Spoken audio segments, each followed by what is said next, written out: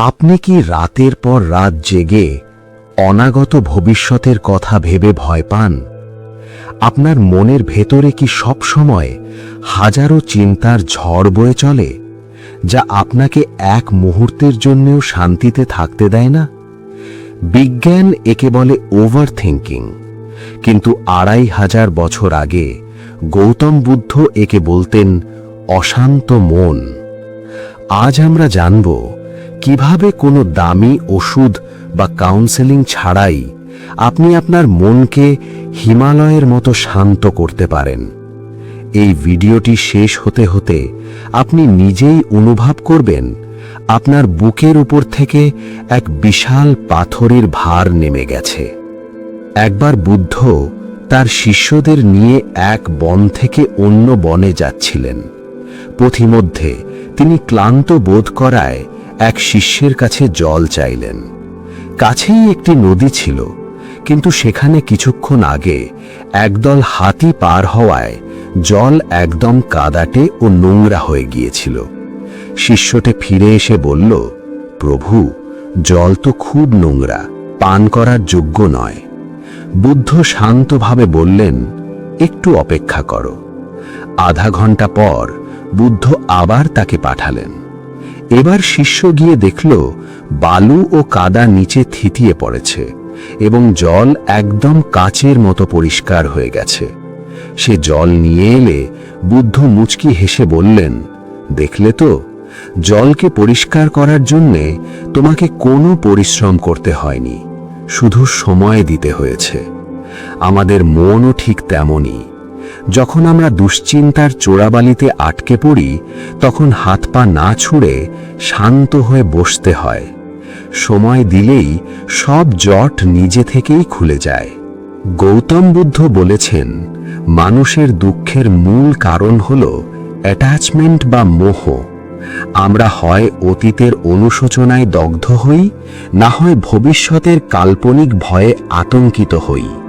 বন্ধুরা, আপনি কি কখনো ভেবে দেখেছেন কেন আমাদের এই ছোট্ট মস্তিষ্কটা ২৪ ঘন্টা অশান্ত হয়ে থাকে?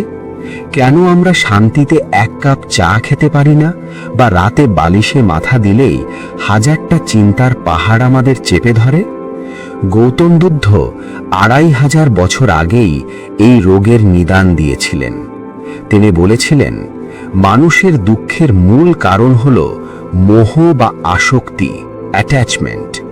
আমরা যখন এমন কিছুকে ধরে রাখতে চাই যা আমাদের নিয়ন্ত্রণে নেই, তখনই জন্ম নেয় দুশ্চিন্তা। গৌতম বুদ্ধ বলতেন, যে মানুষ অতীতের চিন্তায় ডুবে থাকে সে আসলে একটি মৃত শরীর কাঁধে নিয়ে পাহাড় ভাঙছে। ভাবুন তো, আপনার সাথে ৫ বছর আগে কেউ খারাপ ব্যবহার করেছিল, বা আপনি কোনো ভুল সিদ্ধান্ত নিয়েছিলেন। সেই ঘটনাটা কি আজ এই মুহূর্তে ঘটছে? না, কিন্তু আপনি আপনার কল্পনায় সেই দৃশ্যটাকে বারবার জীবন্ত করছেন। আপনি যখন ভাবেন, কেন আমি সেদিন এমন করলাম, ও কেন আমাকে এটা বলল, তখন আপনি আসলে নিজের বর্তমানকে সেই অতীতে বলি দিচ্ছেন। মনে রাখবেন, নদীর জল একবার বয়ে গেলে সেই জল আর ফিরে আসে না। আপনার জীবনটাও সেই নদীর মতো। যা হয়ে গেছে তা বদলানোর ক্ষমতা ব্রহ্মাণ্ডের কারও নেই। অথচ সেই পাথরটাকেই আমরা মনের ভেতর সযত্নে বয়ে বেড়াই। বুদ্ধ শিখিয়েছেন, অতীত থেকে শিক্ষা নিন, কিন্তু অতীতে ঘর বাঁধবেন না। অতীত হল আপনার অভিজ্ঞতার পাঠশালা, আপনার জেলখানা নয়। বুদ্ধ আমাদের ৩টি বিশেষ তলোয়ার দিয়েছেন এই মায়ার বাঁধন কাটার জন্যে। ১. অনিত্যতা বা পরিবর্তনের সত্যকে স্বীকার করা, অ্যাকসেপ্টেন্স। নিজেকে প্রতিদিন মনে করান, যে মানুষটি ভুল করেছিল সে আমি আজ নই। প্রতি মুহূর্তে আমার শরীর ও মনের কোষ বদলে যাচ্ছে। নদীর জল যেমন এক জায়গায় দাঁড়িয়ে থাকে না, আপনার জীবনও এক জায়গায় আটকে নেই। আপনি যখন সত্যিকে স্বীকার করে নেবেন যে যা হওয়ার ছিল তা হয়ে গেছে, তখন আপনার মন সেই বিষাক্ত চিন্তা থেকে মুক্তি পেতে শুরু করবে। ২. ক্ষমা। নিজেকে ও অন্যকে মুক্তি দেওয়া, দ্য পাওয়ার অফ ফরগিভনেস। অতীতের ভার কেন এত ভারী হয়? কারণ আমরা ভেতরে ঘৃণা বা অনুশোচনা পুষে রাখি। বুদ্ধ বলতেন, কাউকে ক্ষমা না করা মানে হল নিজে বিষ পান করে অন্যের মৃত্যুর অপেক্ষা করা। যে আপনাকে কষ্ট দিয়েছে তাকে ক্ষমা করে দিন, তাকে ভালোবেসে নয়, বরং নিজের শান্তির জন্যে। আর যদি নিজের কোনো ভুলের জন্যে অনুশোচনা হয়, তাহলে নিজেকেও ক্ষমা করুন। মনে রাখবেন, মানুষ হিসাবে ভুল করা আপনার অধিকার, কিন্তু সেই ভুলে আটকে থাকা আপনার নিজের প্রতি অন্যায়। ক্ষমা হলো সেই চাবিকাঠি যা দিয়ে আপনি আপনার মনের জেলখানার দরজা খুলে বেরিয়ে আসতে পারেন। 3. সতী বা সচেতন বর্তমান, দি আর্ট অফ লেটিং গো। অতীত আমাদের তখনই কষ্ট দেয় যখন আমরা বর্তমানে সচেতন থাকি না। বুদ্ধের শেখানো মাইন্ডফুলনেস বা সচেতনতাই হল শ্রেষ্ঠ ঔষধ। যখনই দেখবেন মন পুরনো কোনো স্মৃতির গর্তে ঢুকে যাচ্ছে, তখনই সচেতনভাবে নিজের বর্তমানের কাজে ফিরে আসুন। আপনার হাতের কাজ, আপনার হাঁটা চলা বা আপনার শ্বাসের গতির উপর মন দিন। নিজেকে প্রশ্ন করুন, এই মুহূর্তে, এই সেকেন্ডে কি আমার কোনো সমস্যা আছে? দেখবেন বর্তমানে কোনো দুঃখ নেই। দুঃখ সবটাই হয় স্মৃতিতে, নয়তো কল্পনায়। বর্তমান হলো সেই একমাত্র জায়গা যেখানে আপনি সত্যি স্বাধীন। এবার আসি ভবিষ্যতের কথায়। আমাদের অর্ধেকের বেশি দুশ্চিন্তা হলো সেই সব বিষয় নিয়ে যা এখনো ঘটেনি এবং হয়তো কোনো দিন ঘটবেও না। আমরা ভাবি, যদি আমার চাকরি চলে যায়, যদি আমি পরীক্ষায় ফেল করি, যদি ও আমাকে ছেড়ে চলে যায়।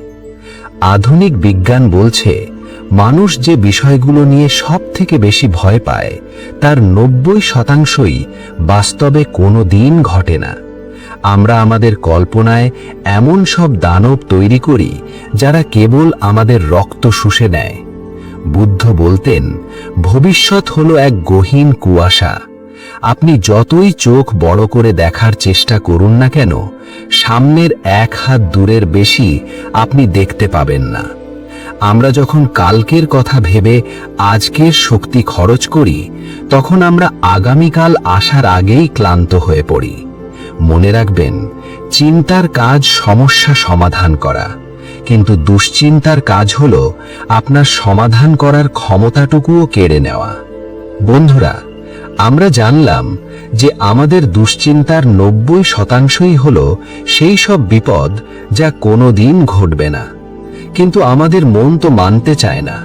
সে সব সময় যদি এমন হয়, হোয়াট ইফ, এই গোলক ধাঁধায় আটকে থাকে। বুদ্ধ এই কাল্পনিক দানবকে বধ করার জন্যে 3টি অব্যর্থ অস্ত্রের কথা বলেছেন। 1. অনিশ্চয়তার সাথে বন্ধুত্ব করা, এমব্রেসিং আনসার্টেনটি। আমরা কেন ভয় পাই? কারণ আমরা চাই ভবিষ্যৎটা যেন আমাদের প্ল্যান মাফিক চলে। কিন্তু বুদ্ধ শিখিয়েছেন, অনিশ্চয়তাই জীবনের একমাত্র ধ্রুব সত্য। আপনি কাল সকালে সূর্য দেখবেন কিনা তার গ্যারেন্টিও আপনার কাছে নেই। ভয়কে অস্বীকার না করে তাকে গ্রহণ করুন। নিজেকে বলুন, আমি জানি না কাল কি হবে, আর না জানাই স্বাভাবিক। যখন আপনি অনিশ্চয়তাকে মেনে নেবেন, তখন আপনার মন নিয়ন্ত্রণের নেশা থেকে মুক্তি পাবে।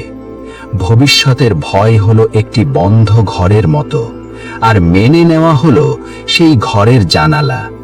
জানালা খুললেই বাইরের আলো ভেতরে আসবে। 2.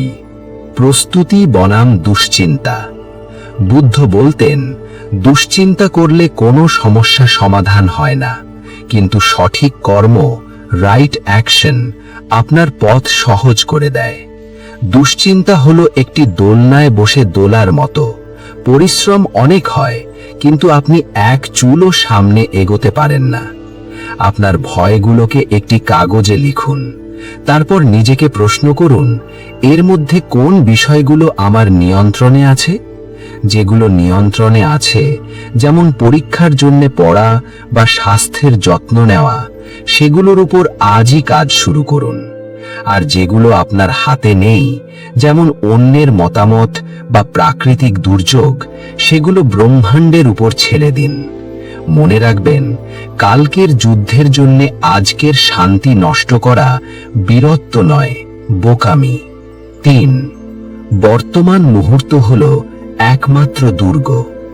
ভবিষ্যৎ হলো এক কাল্পনিক জঙ্গল, যেখানে আপনি যত ভেতরে ঢুকবেন তত পথ হারাবেন। বুদ্ধের অমোঘ উপদেশ ছিল, বর্তমানে ফিরে এসো। যখনই ভবিষ্যতের কোনো কাল্পনিক দানব আপনাকে ভয় দেখাবে, তখনই নিজের ইন্দ্রিয়ে ফিরে আসুন। এখন আপনার সামনে কি আছে? আপনার পায়ের নিচে মাটি কেমন? আপনি কিসের গন্ধ পাচ্ছেন? আপনার শরীর এখন কোথায় আছে?